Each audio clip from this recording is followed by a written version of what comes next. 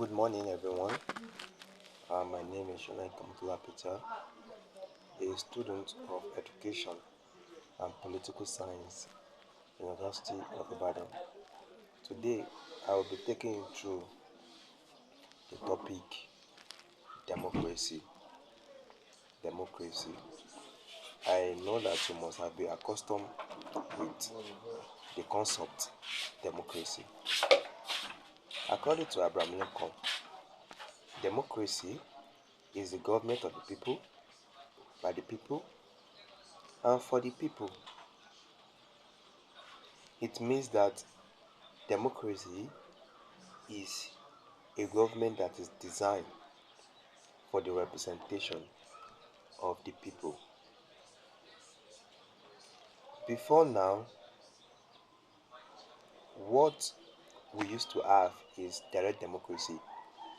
In direct democracy, people came together and decide on the issue affecting them in their political arena. But what we have now is a representative democracy where people vote their leaders to represent their aggregate interest.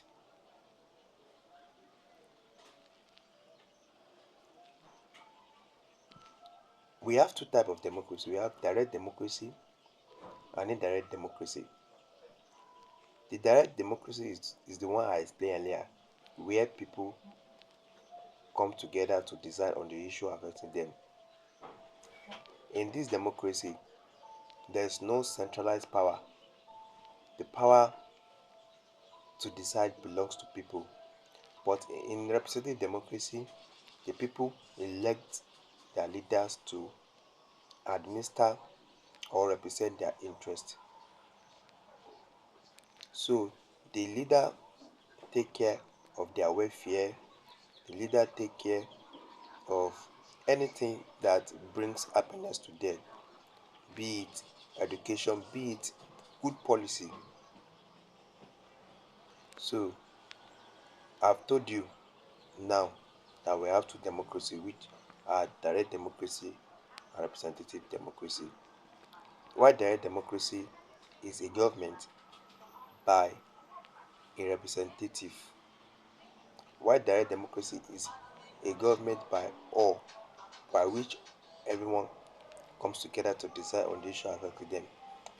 Indirect democracy is a representative democracy whereby people elect their leaders to represent their aggregate interests. Having said that, let's go to the features of democracy. What are the features of democracy? We have equality before the law, constitution, freedom of press, independent judiciary, periodic election, just to mention but a few. So these are the features of democracy. Let me take it one by one.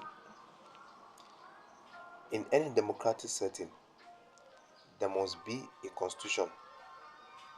The constitution serves as a guide to the conduct of the people. It serves as a guide to the conduct of both the rulers and the rule. So the ruler and the rule act under the confine of the constitution. So we also have freedom of press. So one of the principal or features of democracy is freedom of press. In any democratic setting, the press must be free to carry out its duty.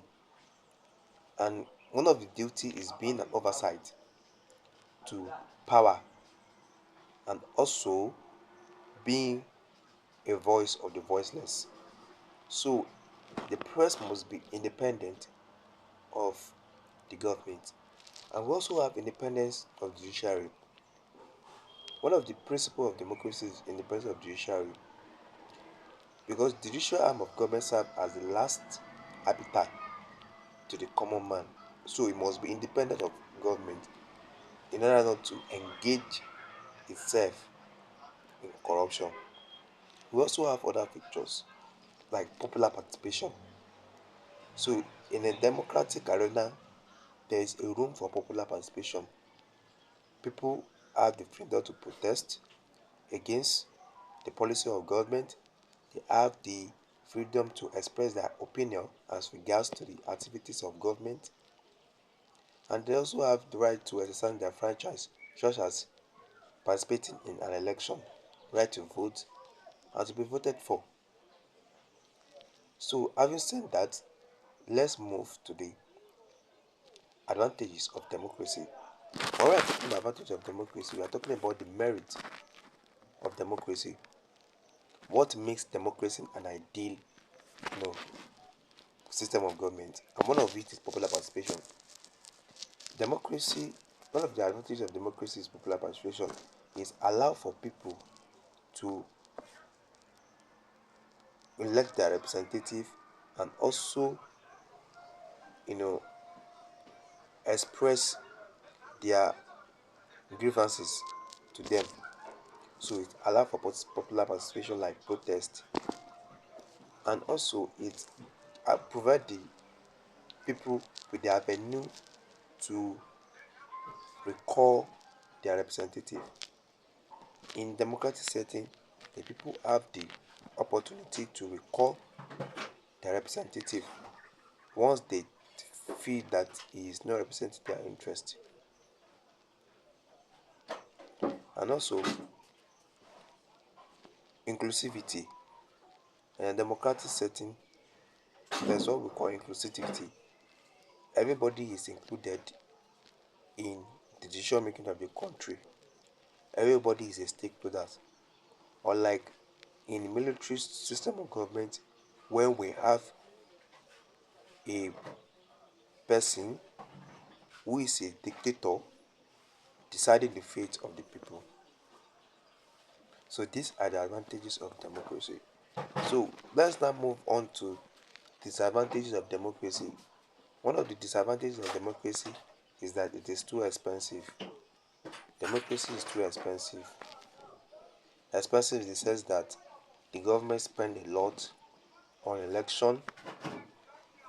There is a lot of money spent on the cost of governance. That's one. And two, democracy has in recent time and over time hasn't stood the test of time because it's fraught of corruption. Leaders in democratic setting have always been guilty or fond of amassing wealth with public fund, and they go scot-free without being caught to the book. So one of the disadvantages of democracy is corruption.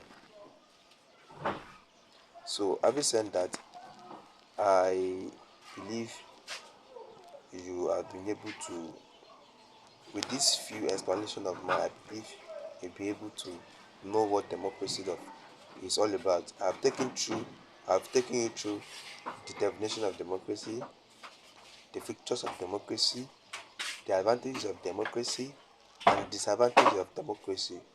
Thank you so much for taking your time to watch.